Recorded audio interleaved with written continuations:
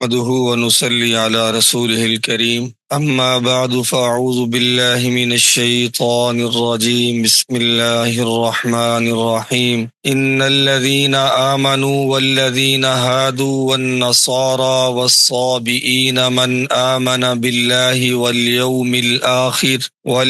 الآخر وعمل صالحا فلهم أجرهم عند ربهم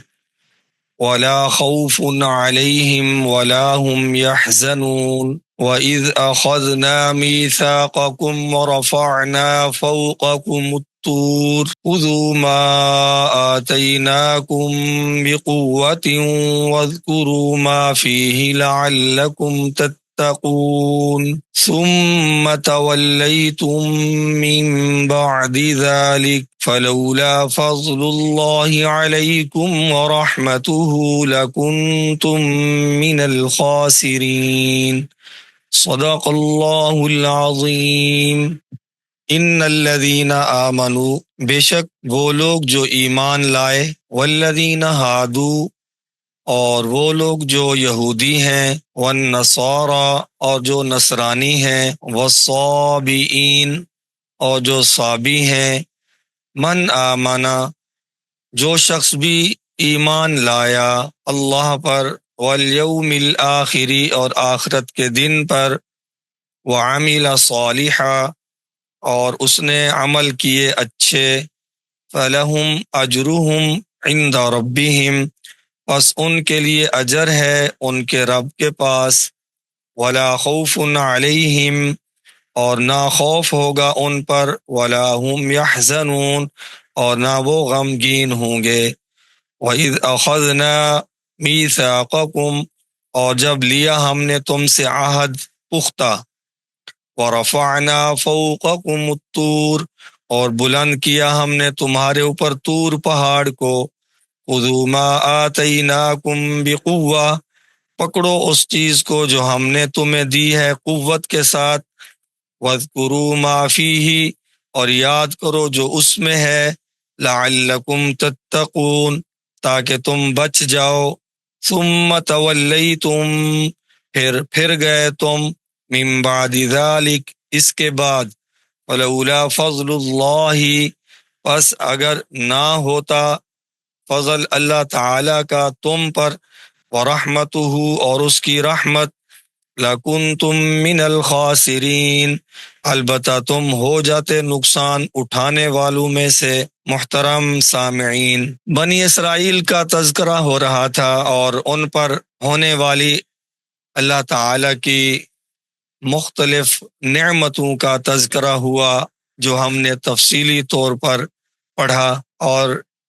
ان آیات بینات کے بعد بھی اور بھی مختلف جو نعمتیں بنی اسرائیل پر ہوئی تھیں ان کا تذکرہ آگے بھی آنے والا ہے۔ یہ درمیان میں اللہ تبارک و تعالی نے ایک ضابطہ بیان فرمایا ہے، ایک قانون بیان فرمایا ہے، ایک اصول بیان فرمایا ہے کہ چاہے دنیا میں کوئی بھی فرقہ ہو، کوئی بھی مذہب ہو، اگر وہ اپنے گزشتہ تمام گناہوں کو گناہ سمجھ کر چھوڑ دے اور توبہ کا راستہ اختیار کر لے اور اپنا جو مذہب باطل رکھا ہوا تھا وہ سب چھوڑ دے اور ایمان قبول کر لے،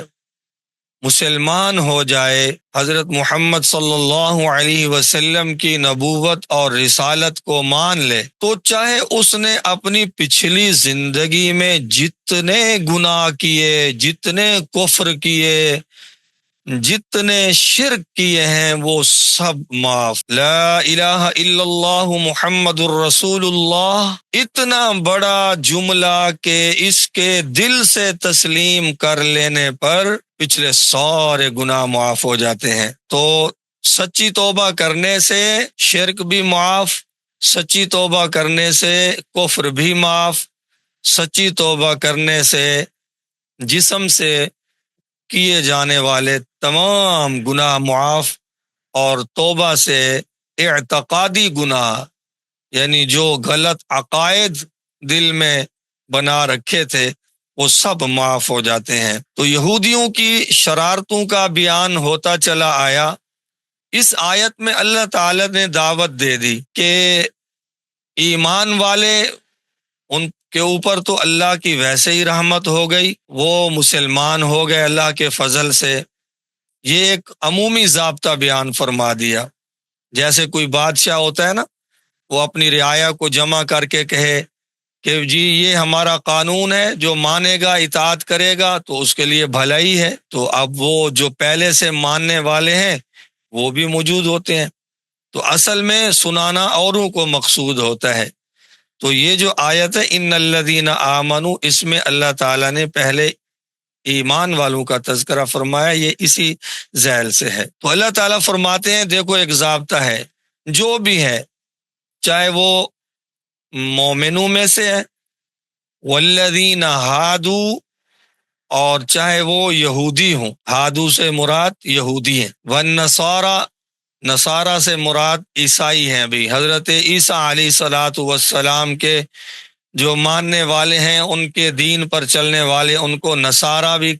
کہا جاتا ہے، عیسائی بھی کہا جاتا ہے۔ ہادو، یہ حضرت موسیٰ علیہ الصلاۃ والسلام کے دین کو ماننے والے یہودی کہلائے جاتے ہیں۔ تو ہادو سے مراد یہودی، والنصارى، اور یہاں سے مراد عیسائی، والصابئین، یہ ایک فرقہ گزر چکا ہے۔ بعض مفسرین نے صابئین سے مراد حضرت داؤد علیہ الصلاۃ والسلام کے ماننے والوں کو لیا ہے کہ ان کی اطاعت اور فرما برداری جو کرنے والے ہیں ان کو صابئین کہا جاتا ہے۔ تو چاہے یہودی ہوں، چاہے عیسائی ہوں، چاہے صابئی ہوں، ان کے علاوہ بھی کوئی بھی مذہب اور دین رکھنے والے ہوں، اللہ تعالیٰ نے بالخصوص ان کا نام لیا، وہ ایک کام کریں، کیا؟ من آمن باللہ والیوم الآخر، کہ وہ اللہ پر ایمان لائیں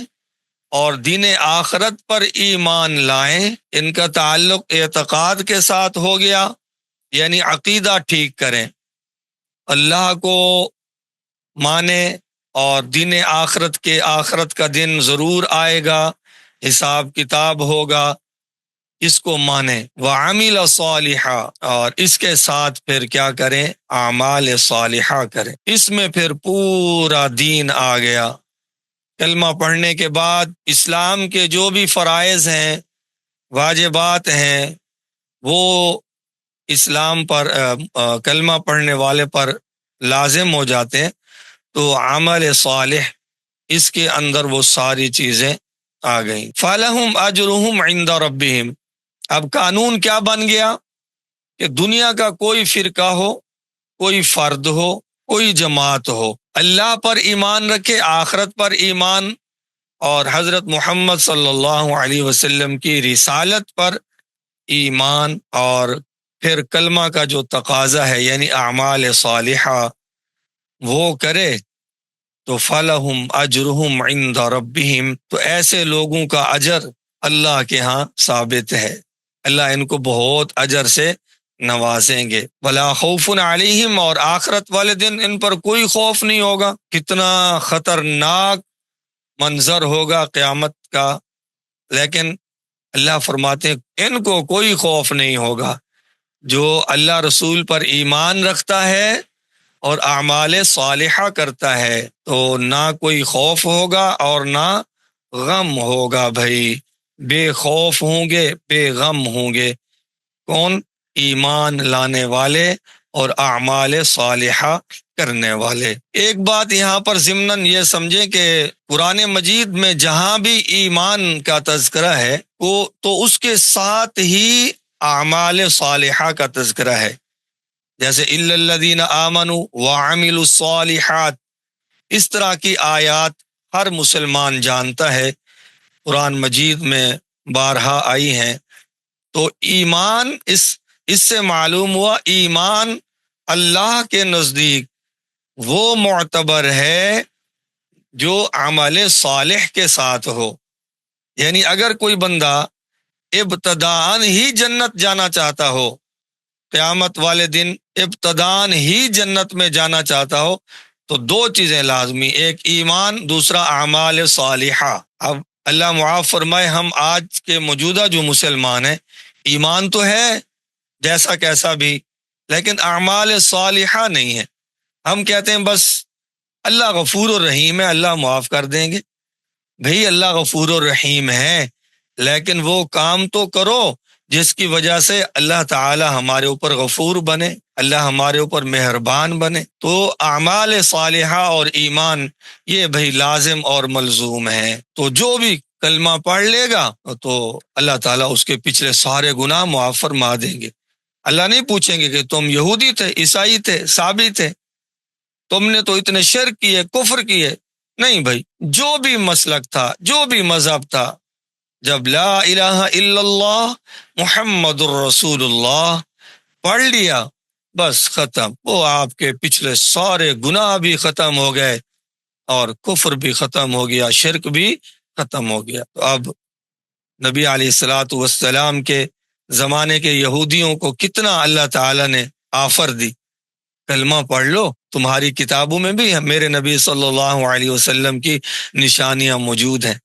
اڑے رہے۔ وَإِذْ أَخَذْنَا مِيثَاقَكُمْ، پھر درمیان میں بنی اسرائیل کی بات آ گئی۔ اللہ فرماتے ہیں کہ ہم نے آپ سے عہد لیا تھا اور تمہارے اوپر پھر طور پہاڑ کو بلند کیا، پہاڑ کو تمہارے اوپر۔ یہ واقعہ کیا ہوا تھا کہ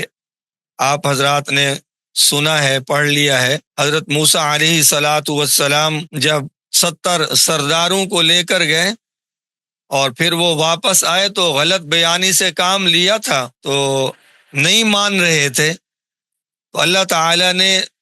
حضرت جبرائیل علیہ الصلاۃ والسلام کو فرمایا کہ طور پہاڑ کا ایک ٹکڑا وہ ان کے اوپر بلند کر دو، اور ہم نے کہا خذوا ما آتیناکم بقوہ، مضبوطی کے ساتھ ان احکامات کو پکڑو جو ہم نے تورات میں بیان کیے ہیں،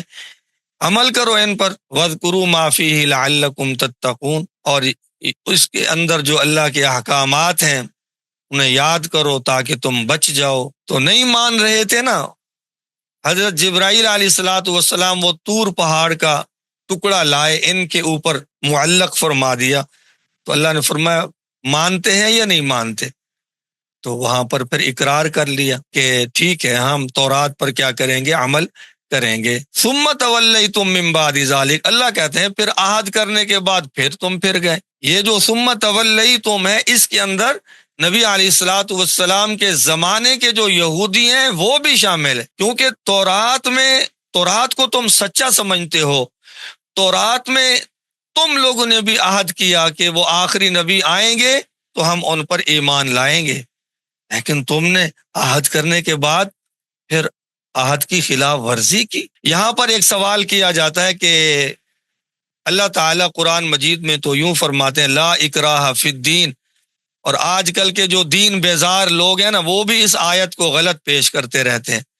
کہ جی دین میں تو کوئی سختی نہیں ہے، اور یہاں پر اللہ تعالیٰ نے طور پہاڑ ان کے اوپر معلق فرما دیا اور کہا ہاں مانتے ہو میری کتاب کو یا نہیں مانتے۔ اور آج جو دین پر نہیں چلتے وہ بھی یہ آیت، اور قرآن آئے نہ آئے لیکن یہ آیت ان کو کہیں سے یاد ہو چکی ہے، کہتے ہیں جی دین میں کوئی زبردستی نہیں ہے۔ جب دین کے احکامات ان کو بتائے جاتے ہیں کہ یہ کام نہیں کرو گے اللہ کا عذاب آئے گا، وہ کہتے ہیں دین میں تو کوئی سختی نہیں ہے۔ تو بھائی اس آیت کو انشاءاللہ تفصیل کے ساتھ تو تیسرے پارے میں بیان کریں گے، فی الحال آپ اتنا سمجھ لیں لا اکراہ فی الدین، اس کا مطلب یہ ہے کسی کو زبردستی مسلمان نہیں بنانا بھائی، کہ میں یہ کلاشن کوف لے کے بیٹھا ہوں، آپ کلمہ پڑھتے ہیں ٹھیک ہے، نہیں تو آپ کو گولی مار دوں گا، نہیں بھائی، کسی کو زبردستی مسلمان نہیں بنانا، یہ ہے اس آیت کا مطلب۔ اگر کوئی کلمہ پڑھ کے مسلمان ہو جاتا ہے پھر اسلام کے جتنے احکامات ہیں ان پر عمل کرنا وہ ان پر پھر لازم ہو جاتا ہے۔ اب وہ اسلام کی اگر خلاف ورزی کرے گا تو پھر اس کو تکلیف سے گزرنا پڑے گا، سزا بھی ملے گی، یہ تو ہر حکومت میں مسلم ہے، جو حکومت کی خلاف ورزی کرتا ہے اس کو سزا تو ملتی ہے۔ تو اب ہم کیا کہیں گے کہ یہ حکومت سختی کرتی ہے؟ تو انہوں نے کلمہ پڑھ لیا تھا، اپنے آپ کو مسلمان کہا تھا، اللہ نے فرمایا تورات پر عمل کرو، اب وہ عمل کرنے پر پابند تھے اس کے باوجود وہ آگے پیچھے ہو رہے تھے، تو اب انہوں نے اپنے عہد کی خلاف ورزی کی. جب کلمہ پڑھنے کے بعد عہد کی خلاف ورزی کریں تو اس طرح کا عذاب تو انہیں دیا جا سکتا ہے. ثم تولیتم من بعد ذلک، تو یہود مدینہ بھی اس میں شامل ہیں کہ تم پھر گئے عہد کرنے کے بعد. فلولا فضل اللہ علیکم ورحمتہ، تفسیر میں بہت عجیب بات فرمائی ہے. فرماتے ہیں کہ اگر اللہ کا فضل تمہارے اوپر نہ ہوتا، اللہ کی رحمت تمہارے اوپر نہ ہوتی، تو تم گھاٹے نقصان اٹھانے والوں میں سے ہو جاتے اور ابھی کے ابھی برباد ہو جاتے. یہاں اللہ کے فضل اور رحمت سے کیا مراد ہے، جو تفسیر میں آپ کو بتانے لگا ہوں. مفسرین لکھتے ہیں کہ اس آیت سے جناب رسول اللہ صلی اللہ علیہ وسلم کی ذات اقدس مراد ہے. آپ سے پہلے جتنی قومیں تھیں وہ غلطیاں کرتی تھیں، اللہ تعالیٰ ان کو ایسا عذاب دیتے کہ نام و نشان مٹ جاتا. لیکن حضور صلی اللہ علیہ وسلم کی آمد اور بعثت کے ساتھ ہی یہ قانون بدل گیا کہ اب ایسا عذاب نہیں آئے گا کہ بالکل یا قوم کی قوم ہی تباہ ہو جائے. ہاں چھوٹے موٹے عذاب تو آتے رہیں گے. تو یہود مدینہ کو کہا جا رہا ہے اللہ کا فضل، اللہ کی رحمت، یعنی اگر ہمارے حضور صلی اللہ علیہ وسلم تم میں مبعوث نہ ہوتے تو جس طرح پچھلی قوموں نے نہیں مانا، برباد کر دیے گئے، تو تم بھی برباد کر دیے جاتے. تو یہ جو اللہ تعالیٰ کا عمومی عذاب ہمارے اوپر یعنی ہم مسلمانوں پر بھی نہیں آتا نا، تو پیارے نبی صلی اللہ علیہ وسلم کے صدقے سے نہیں آتا، ورنہ ہم بھی بد اعمالیاں کر کے اللہ کے عذاب کے مستحق ہیں. اللہ تعالی ہمیں اپنے پیارے نبی صلی اللہ علیہ وسلم کا مطیع اور فرما بردار بنائے. وما علینا الا البلاغ المبین.